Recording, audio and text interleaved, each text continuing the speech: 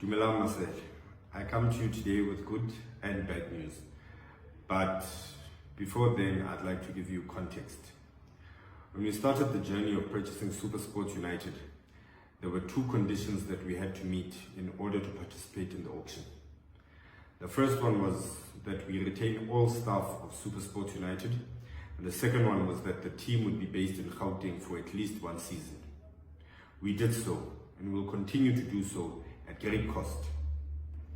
We're the only team that plays all their games as away games, and that has unfortunately forced us to compromise on travel. So we've put a policy in place that requires us only to fly when traveling above 600 kilometers. We'll sometimes make exceptions when there are too many fixtures in a week, but unfortunately, in order to run a sustainable team, these are the choices that we are going to have to make. In a nutshell, we're not in this for a profit, but we're not in this for a loss either. We seek to create a sustainable team that will be here in the next 10 years to come. And that requires us to follow our budgets, regardless of how the media feels about it. Now for the bad news. We have parted ways with our CEO, Stan Matthews, and our assistant coach, Andre Arnson. They have been very great men to work with, but I cannot in good conscience keep them on board when their lives and their families' lives are being threatened on a daily basis. We are also going to terminate the contracts of various players who have not shown the heart and the willingness to fight for this team. Now, off to the good news.